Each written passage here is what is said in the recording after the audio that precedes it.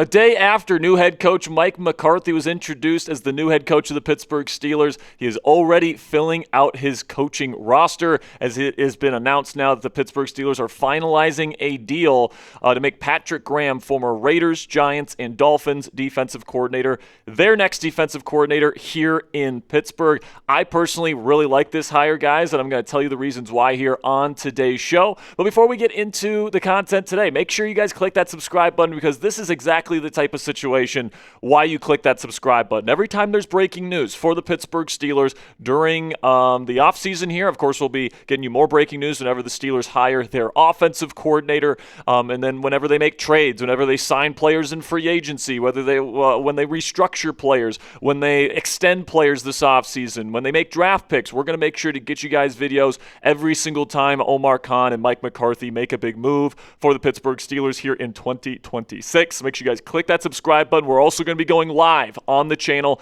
starting at 4:30 p.m. Eastern Time. So after you're done watching this video, come join us on Steelers Talk Live to talk about this hire. But the news came in from Pittsburgh Post-Gazette's Jerry Dulac. He says new Steelers coach Mike McCarthy is close to bringing in Patrick Graham as his defensive coordinator per sources. Graham, 47, was defensive coordinator in the past 3 seasons with the Raiders. He also served in that role with the Dolphins and Giants. So, this is, I think a hire that, I was down for. We talked about Graham on our video yesterday evening, and you guys knew, if you watched that video, that I'm pretty high on Patrick Graham. He's a long-time defensive coordinator with a lot of experience, and he cut his teeth, for multiple seasons there in New England under Bill Belichick. He's also pretty close with Brian Flores, so I'm sure, he might be bringing some of those Brian Flores-esque, influences here to the Pittsburgh Steelers as well. And the connection to McCarthy is Graham actually coached linebackers with the Green Bay Packers in McCarthy's final season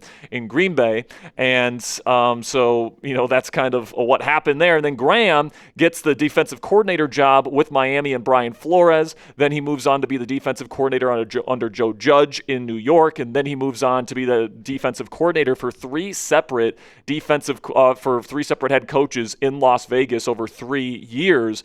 And, the thing that I think really defines Patrick Graham as a defensive play caller is that he makes the most of the talent that he has. And I think that this is, part of the reason why I'm really excited for him to be a part of the Pittsburgh Steelers, because what has been the norm here in Pittsburgh under Mike Tomlin and Terrell Austin since 2022? You have super expensive, super talented rosters, but you are underperforming, let's say, on the defensive side of the ball. The defenses have really never been bad here in Pittsburgh, but with the money you're spending on that side of the ball, they haven't been able to be worth the money, frankly, that they have been giving to all these players. But Patrick Graham has been somebody that's coordinated some really talentless defenses, let's call it, over the years. We can just go back to 2023, his best year with the Las Vegas Raiders. By the way, this one comes from Derek Bell on X. Great follow on X, by the way, if you haven't already. Puts out some really good stuff.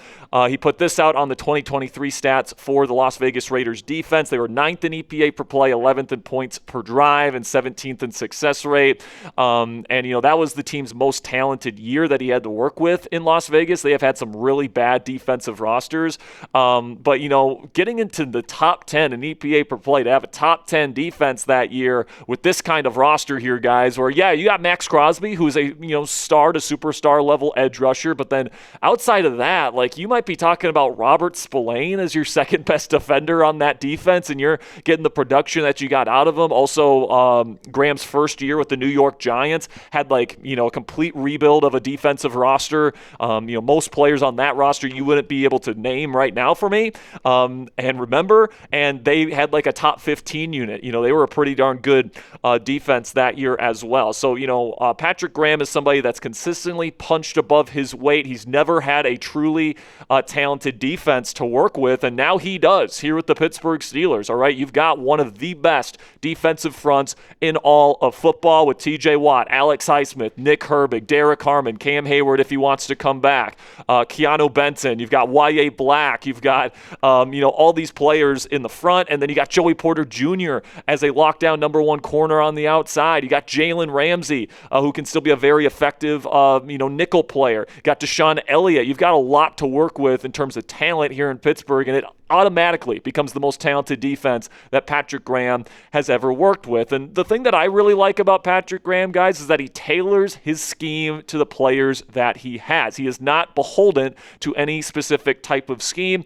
He's worked under a bunch of different head coaches and defensive minds that have taught him every scheme in the book, and he tailors his defensive game plan weekly and tailors his yearly defensive plans in terms of the schemes that they deploy based on the strengths and the weaknesses of the players that he has on the roster that season. So whether it's like a Flores cover zero heavy defense or a cover one heavy press man defense or off zone with cover four and match and cover six and all these different things and cover three seam, and he's run all those different types of coverages, guys, depending on what the defensive talent looks like. And that is something that we did not see from Teryl Austin in terms of being able to adjust and tailor his scheme to the players and the talent and all those different things. And I think that's something that Patrick Graham brings to Pittsburgh here on day one. And I know a lot of people wanted Raheem Morris or they wanted Anthony Weaver or somebody like that. Now, I would have been fine with either one of those hires, but with Patrick Graham, with the creativity that he does with his defensive fronts, with how well he tailors the defense to the skill sets of the players on the roster, and then you take into account the roster talent that exists here in Pittsburgh. Like a top 5 defense in 2026 is not crazy to say something that could happen, especially with the pass rush that he could have, depending on the moves they make at linebacker and in the secondary. Those could be strengths of this defense as well.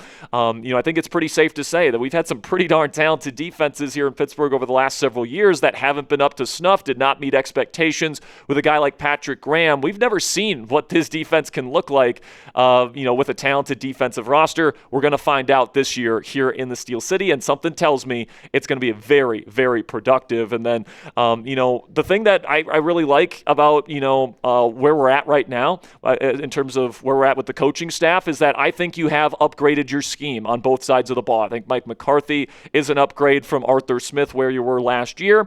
And I think that Patrick Graham is an upgrade at defensive play caller there with compared to Teryl Austin here with the Pittsburgh Steelers. So I think that's the first step to getting to the next step, right? The Pittsburgh Steelers have been kind of stuck in place over the last several seasons where they can be a good football team, but it feels like you're not getting the most out of the defense. It feels like your ceiling is limited, all that different stuff. If you want to get to that next step, and that is the desired goal and the stated goal of the Pittsburgh Steelers, to take that next step to go from a team that's competing for a playoff spot to a team that's competing for a championship. If you want to make that jump, the first step in that is to find coaches that can upgrade the scheme so that the players and the talent that you have on the roster can shine. I think the Steelers did that with Mike McCarthy running the offense now, and now Patrick Graham running the defense. So grade the hire for me down there in the comment section of Patrick Graham as the next defensive coordinator of the Pittsburgh Steelers. Give me an A, B, C, D, or F down there in the comment section.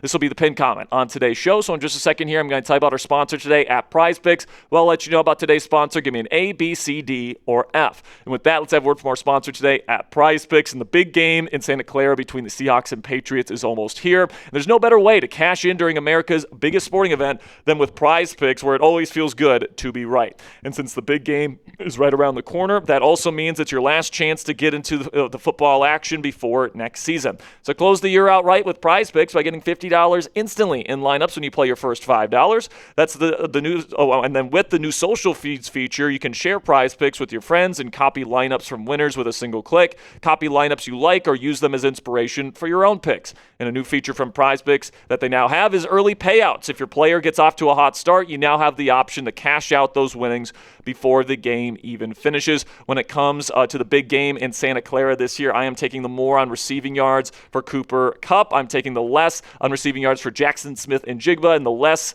on rushing yards for Ramondre Stevenson. Download the Prize Picks app today and use code CLNS to get $50 in lineups after you play your first $5. That's code CLNS to get $50 in lineups after you play your first $5 lineup. Prize Picks, it's good to be right.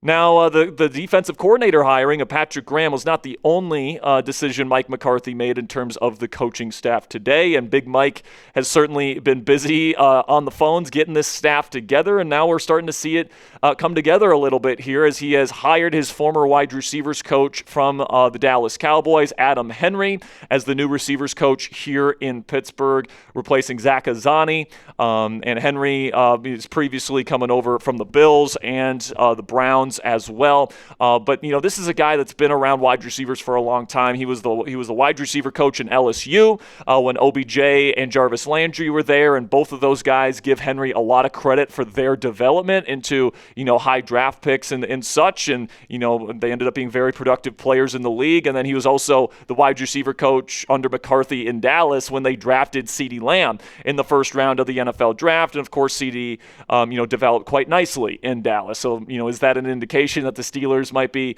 trying to get their version of CeeDee Lamb in the NFL draft this year? That would certainly be great. But this is certainly somebody that's got a long track record of, being a respected wide receiver coach in this league, and I think it's a pretty darn good hire. But there's also some coaches being retained from the Mike Tomlin era here, as Jerry Dulac reports that Mike McCarthy is expected to bring back 3 members of Mike Tomlin's staff: linebackers coach Scott McCurley, who was on his staff in Dallas, QB coach Tom Arth, and secondary coach Gerald Alexander, per sources. Now, like Jerry points out, McCurley actually coached under Coach McCarthy there in Dallas. He came over to Pittsburgh this last season to coach the inside backers. So that one, was pretty predictable. He's pretty close with McCarthy. But then Tom Arth actually was with Aaron Rodgers in Green Bay as a player, participating in McCarthy's quote-unquote QB school in Green Bay. If you guys aren't familiar with McCarthy's kind of history there in Green Bay, he would have grueling, over a couple of weeks, he'd have all the quarterbacks on the roster show up in March for a couple of weeks of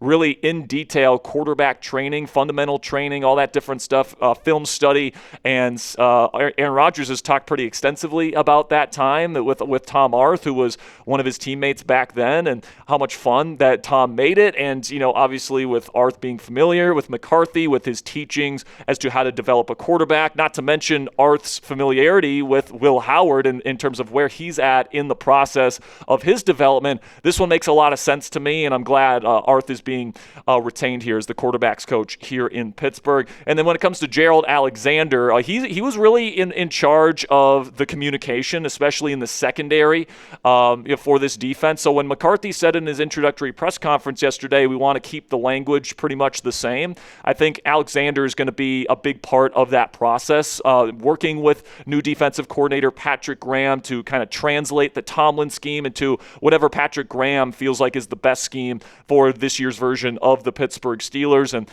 making sure that the communication between the secondary and the linebackers and the front is all clean, it's all sharp, and we don't see maybe as many miscommunications as we saw during the Terrell Austin and Mike Tomlin era here in Pittsburgh. And then it seems like the Steelers have Bubba Ventrone, one of the most respected special teams coordinators in there, on their radar. As Mary Kay Cabot, Browns reporter, says Browns special teams coordinator Bubba Ventrone has received a request from the Steelers for a coordinator spot, and so did the Rams. And she also reports that the Rams are likely to be the team that he lands with. So we'll see how that all plays out. But Ventrone is a Pittsburgh native, so if that's kind of the theme that Mike McCarthy wants to do here in Pittsburgh, bringing in former Pitt players and former Pittsburgh natives, this would certainly fit that mold. And Ventrone's been known as one of the best special teams coaches in the league for a very long time. So even though we lost Danny Smith and that sucks, I love Danny.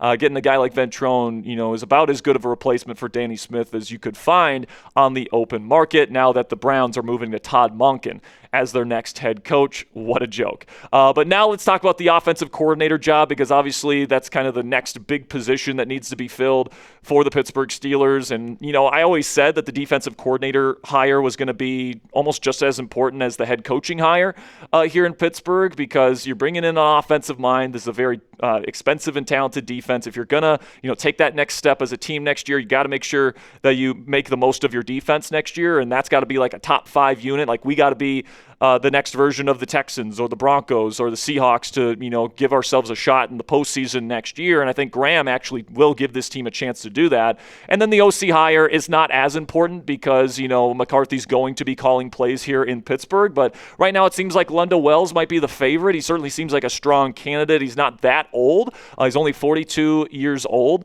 He's been with McCarthy for a while. He's been on that Dallas staff for quite a bit. He was retained by Brian Schottenheimer when he was made the head coach there with the Cowboys, and he's known as one of the most respected and well-known tight end coaches in the National Football League. And his coaching style has actually been praised this week here in Frisco, Texas, for the Shrine Bowl. So he was one of the head coaches for one of the Shrine Bowl teams, and people just rave about his leadership ability, about his offensive acumen, and I think that this would be among the better hires that Mike McCarthy could make at the OC position, especially because he wouldn't be calling plays. But some other top OC candidates to keep your eye on here: Alex Van Pelt, Pittsburgh native, has worked under McCarthy, has been an OC under McCarthy. He's understudied under Sean McVay as an offensive assistant this year. So if you're looking to bring in some of that Rams influence here to Pittsburgh in this Mike McCarthy offense, I think Alex Van Pelt would be the guy of your choice. He's also been an offensive play caller for the Browns and Patriots more recently,